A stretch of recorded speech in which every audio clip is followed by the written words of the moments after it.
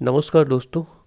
हम विविध प्रश्नमाला एक का प्रश्न नंबर 2 करते हैं। तो देखिए प्रश्न नंबर 2 हमें क्या दे रखा है। देखो, ज्ञात कीजिए कि निम्न में से प्रत्येक कथन सत्य है या असत्य है। क्या करना है कि दिए गए कथन 1 2 3 4 5 6 इनमें से कौन सा सत्य है और कौन सा असत्य है। यदि सत्य है तो उसे सिद्ध करो, अगर कोई कथन सत्य है तो उसे तो सिद्ध करो, और अगर कोई कथन असत्य है तो उसको उदाहरण दो कि असत्य कैसा है। तो जो सत्य होगा उसको हम सिद्ध करेंगे, जो असत्य होगा उसका उदाहरण देके समझा देंगे।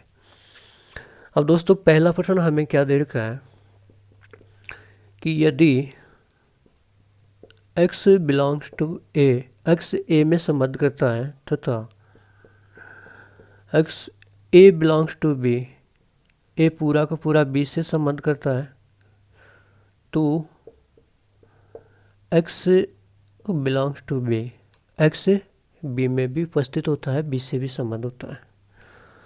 तो दोस्तों सबसे पहले हम क्या करते हैं कि x यहाँ तक तो हम इसको सत्य मान करके हल कर लेंगे और उसके बाद में हमको ये दिखाना है।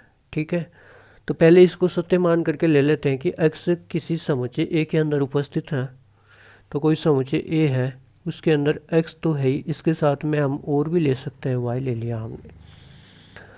अब देखो इसने क्या कहा कि a पूरा का पूरा b के अंदर उपस्थित है, तो b समुच्चय ऐसा है जिसके अंदर a पूरा का पूरा है, ये पूरा का पूरा एक अवयव की तरह है यहाँ पे,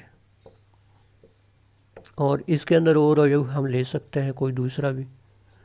ठीक है, तो हमें दिखाना है कि क्या x b में है। देखो दोस्तों, a के अंदर कितने अवयव हैं, 2 अवयव हैं x और y। b के अंदर कितने अवयव हैं, 2 अवयव हैं। इसको पूरे को एक अवयव माना गया है और इसको पूरे को एक अवयव माना गया। तो यहाँ पे देखो x a के अंदर तो है, a में तो बिलोंग करता है, a से तो संबंध रखता है, लेकिन x b में नहीं है। आप कहोगे सर x है ना, ये रहा, ये x नहीं है, ये x और y को मिला करके एक अवयव है b के अंदर, अकेला x नहीं है। इस पूरे को एक अवयव माना गया है, तो x b में नहीं है। x not belongs to b, x b से संबंध नहीं रखता है। तो इसने तो कहा था रखता है और हमारे आ गया नहीं रखता है, इसका मतलब ये कथन कैसा है, असत्य है। अतः दिया गया कथन असत्य है। क्या है, असत्य है। तो ये तो हो गया 1 नंबर। ठीक है, अब 2 नंबर देख लेते हैं। 2 नंबर क्या दे रखा है कि यदि a सब उप समुच्चय है b का और b संबंध रखता है c से, तो बताइए कि क्या a संबंध रखता है c से। देखो दूसरा क्या दे रखा है दोस्तों, यदि a b का उपसमुच्चय है तथा b संबंध रखता है c से, यानी कि b पूरा का पूरा c के अंदर कोई अवयव है, तो a संबंध रखेगा c से, a पूरा का पूरा c के अंदर आएगा, ये हमको बताना है। तो इसको तो हम सत्य मान करके लिख लेंगे, फिर बताएंगे कि ये सही है कि नहीं है। देखो दोस्तों दूसरा प्रश्न दे रखा है हमको कि अगर हम a के अंदर कोई भी 2 अवयव मान लें, 1 और 2, ठीक है, और b के अंदर हम अवयव मान लें 1 2 और 3, तो यहाँ से हमको दिख रहा है कि a के सारे अवयव b में उपस्थित हैं। तो a b का उपसमुच्चय हो गया, a b का क्या हो गया, उपसमुच्चय हो गया। ठीक है, अब दोस्तों ये क्या बोल रहा है कि b संबंध रखता है c से, मतलब b पूरा का पूरा c के अंदर है। तो हमारे पास में c कोई ऐसा समुच्चय है जिसके अंदर b तो पूरा का पूरा है, एक अवयव, इसके अलावा और कोई अवयव हम ले सकते हैं। तो अब पहले तो आप ये बताओ a के अंदर कितने अवयव हैं, 2, b के अंदर 1 2 3, c के अंदर कितने अवयव हैं, 1 और 2। इस पूरे को एक अवयव माना गया है। आपको ध्यान रखना है कि 1 2 3 को मिलाकर के इसके सी समुच्चय के अंदर एक अवयव है। तो अब देखो क्या ये बात सही है क्या? ए सी से संबंध रखता है क्या? देखो ए के अंदर तो क्या है, पूरे के पूरे के अंदर 1,2 है पूरा का पूरा ए तो, और 1,2 यहाँ पे है क्या? नहीं, यहाँ पे तो 1 2 3 को मिला करके एक समुच्चय माना गया, एक अवयव माना गया। तो 1 2 यहाँ पे है नहीं, तो हम यहाँ क्या लिख लेंगे? हम यहाँ पे क्या लिख देंगे दोस्तों कि 1 और 2 ए के अंदर तो बिलोंग कर रहा है, लेकिन 1 और 2 सी के अंदर बिलोंग नहीं कर रहा, सी के अंदर नहीं है ना, इसलिए अतः दिया गया कथन कैसा है? असत्य है। दिया गया कथन क्या है दोस्तों? असत्य है। दिया गया कथन क्या हो गया? असत्य हो गया। अब तीसरा प्रश्न देखो हमें क्या दे रखा है। तीसरा प्रश्न दे रखा है कि यदि ए बी का उपसमुच्चय है, बी सी का उपसमुच्चय है, तो बताना है कि क्या ए सी का उपसमुच्चय भी होगा क्या? देखो तीसरा प्रश्न क्या दे रखा है हमको, ये हो गया, ये हो गया, और ये हम कर रहे हैं। यदि ए बी का उपसमुच्चय तथा बी सी का उपसमुच्चय है, तो ए सी का उपसमुच्चय होगा क्या? इसको सत्य मान करके इसको सिद्ध करना है, और ये हमें प्रैक्टिस से पता चलता है। जब हम प्रश्न को बार बार करते हैं तो हमें पता चलता है कि कौन सा सत्य है, कौन सा असत्य। जब असत्य होता है तो उदाहरण देना होता है, जब सत्य होता है तो हमें इसे सिद्ध करना होता है। तो ये कथन सत्य है दोस्तों। कैसे सत्य है? ये जब बार बार करते हैं तो पता चल जाता है। और अगर आप देखना चाहो तो देख सकते हो, ए के अंदर कोई अवयव ले लो, 1 और 2। ए बी का उपसमुच्चय है, तो बी के अंदर अवयव ले लो 1 2 3, तो ए बी का उपसमुच्चय हो गया। अब बी सी का उपसमुच्चय है, तो सी के अंदर अवयव ले लो 1 2 3 4, ये सी हो गया। तो क्या यहाँ से आप ये नहीं देख सकते कि ए के अवयव सारे 1 और 2 सी के अंदर है, 1 और 2 सी के अंदर है, तो इससे ए सी का उपसमुच्चय भी हो गया? हाँ हो गया। तो यहाँ से पता चल जाएगा कि यह कथन क्या है? सत्य है। दिया गया कथन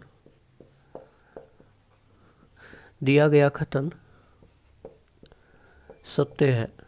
और जब कथन सत्य है तो हमें क्या करना पड़ेगा? इसको सिद्ध करना पड़ेगा। तो देखो दोस्तों, सिद्ध करने के लिए हम क्या लिखेंगे? पहले इसको सही तरीके से अगर लिखें तो दिया है, क्या दिया है? ए इज सबसेट ऑफ बी, इसको समीकरण नंबर 1 ले लेंगे। बी इज सबसेट ऑफ सी, इसको समीकरण नंबर 2 ले लेते हैं। और सिद्ध क्या करना है?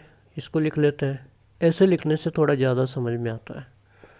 सिद्ध करना है, क्या सिद्ध करना है? कि ए इज सबसेट ऑफ सी। ठीक है, ये हमको सिद्ध करना है। तो देखिएगा तीसरा प्रश्न हमने ले लिया है, इसके अंदर कैसे सिद्ध करेंगे? देखो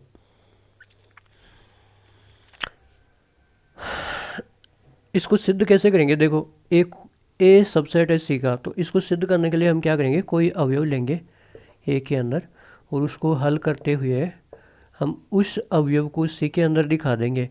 तो अक्स ए में है और अक्स सी में है, इसका मतलब ए सी का सबसेट हो जाएगा। इस प्रकार से हमको इसे सिद्ध करना है। तो देखो माना, यहाँ पे हम क्या ले लेते हैं? माना एक्स समुच्चय ए से संबंध रखता है। ठीक है, अब देखो एक्स समुच्चय ए के अंदर उपस्थित है, तो एक्स समुच्चय बी में भी होगा। आप कहोगे क्यों सर?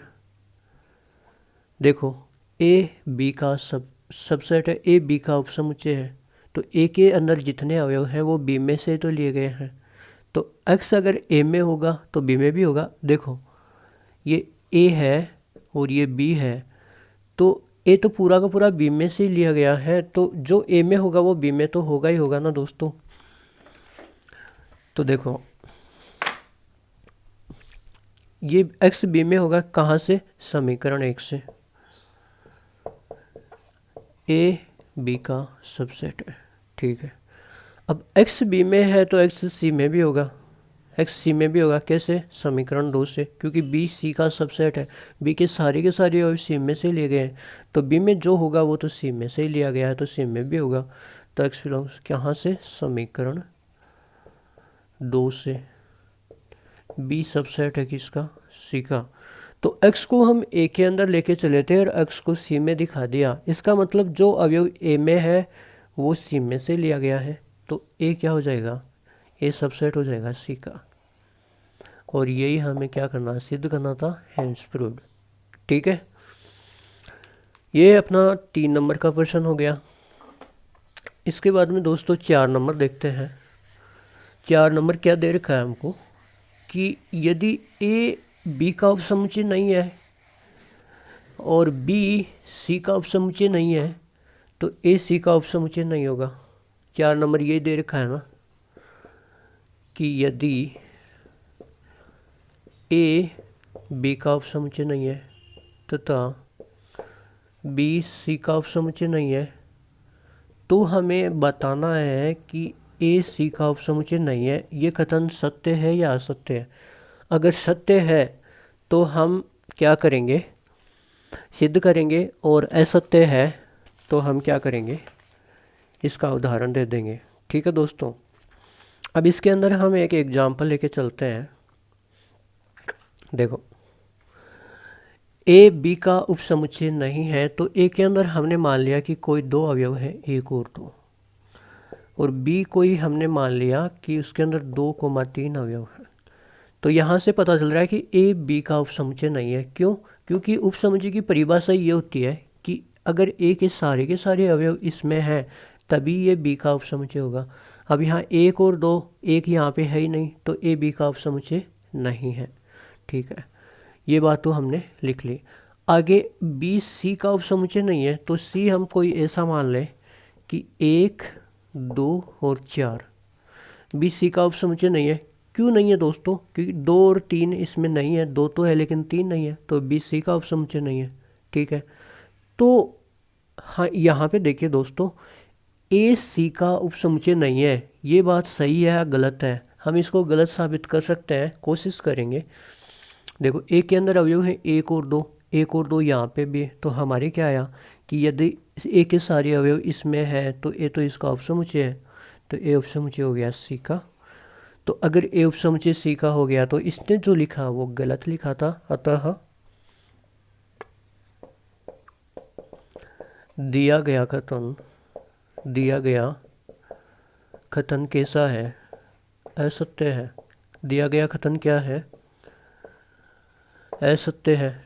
तो दोस्तों ये था अपना 4 नंबर। इसके बाद में 5 नंबर हमको क्या दे रखा है,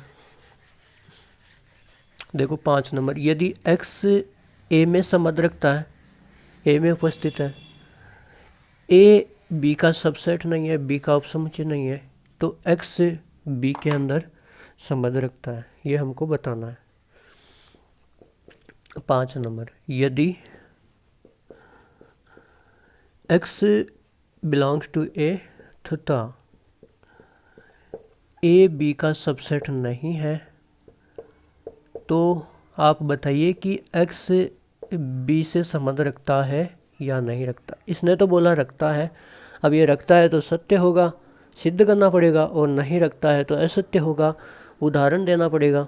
ठीक है, अब देखिए दोस्तों, इसने क्या बोला है, जैसा इसने बोला है वैसा वैसा हम कर लेते हैं। देखो, इसने बोला कि x कोई अवयव है जो a से संबंध रखता है, मतलब a में उपस्थित है, a समुच्चय में उपस्थित है, तो हम मान लेते हैं कि समुच्चय a बराबर x कोई अवयव है, साथ में और भी अवयव हम मान सकते हैं, लेकिन x तो a में है, इतना तो लिखना ही पड़ेगा। इसके अलावा हम y मान लिया। ठीक है, ये समझ। इसने फिर क्या बोला, इसको तो सत्य मान के चलना ही है ना, a b का सबसेट नहीं है, तो b इस प्रकार से बना लेते हैं हम y, z। कोशिश ये करते हैं कि इसको आगे वाले को हम गलत साबित करने की कोशिश करें। तो y, z मान लिया, तो ए बी का सबसेट नहीं है ना, क्योंकि ए के सारे अवयव बी में नहीं है, एक्स है ए में, एक्स बी में है ही नहीं, तो ए बी का सबसेट उपसमुच्चय नहीं है। ठीक बात है। तो दोस्तों x बिलोंग्स टू बी, इसने क्या कहा, x belongs to B, x B में उपस्थित है, लेकिन यहाँ देखो क्या x बी में उपस्थित है, नहीं। तो यहाँ से हम लिख सकते हैं कि x ए में तो उपस्थित है, लेकिन x बी में उपस्थित नहीं है। देख लो x बी में कहाँ उपस्थित है, नहीं है ना, क्योंकि हम x को समुच्चय ए में लेके चले थे, a को समुच्चय b का उपसमुच्चय दिखा दिया हमने, फिर हमको ये दिखाना है कि ये सत्य है या असत्य है। तो यहाँ से देखो x तो b में है ही नहीं, तो x b में नहीं है, तो ये x b में संबंध नहीं रखता है, हमारी तो ये आया। तो इसने जो बताया था वो क्या है, गलत है। अतः दिया गया कथन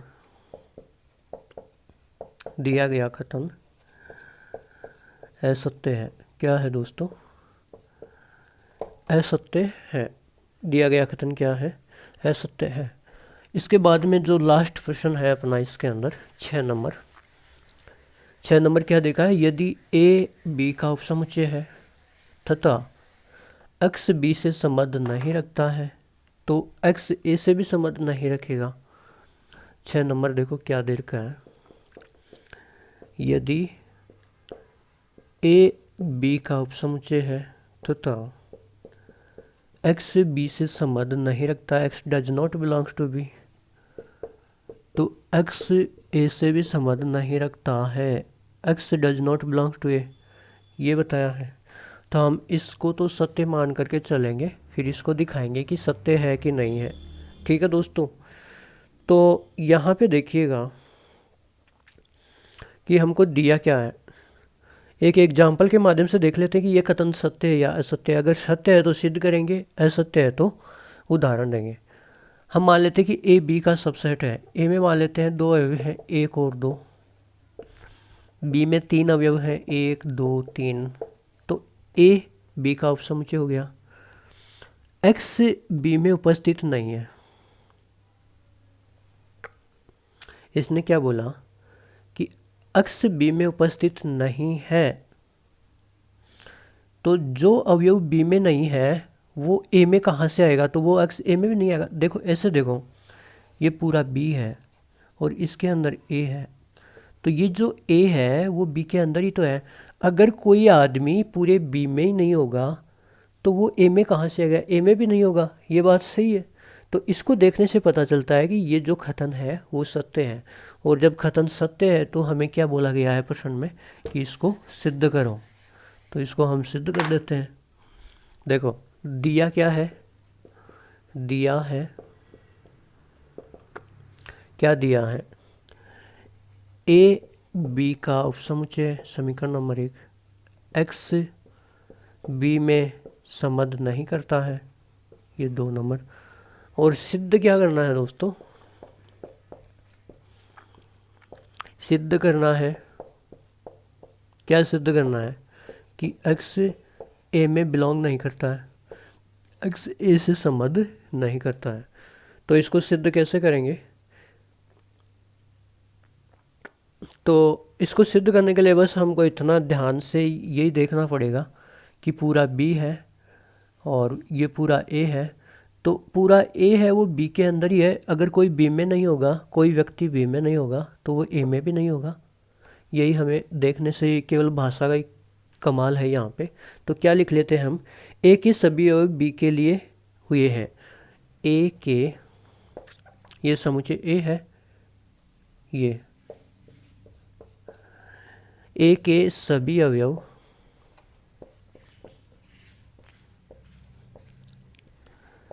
बी से ही लिए हुए हैं। तो क्या होगा, अगर x b में ही नहीं होगा,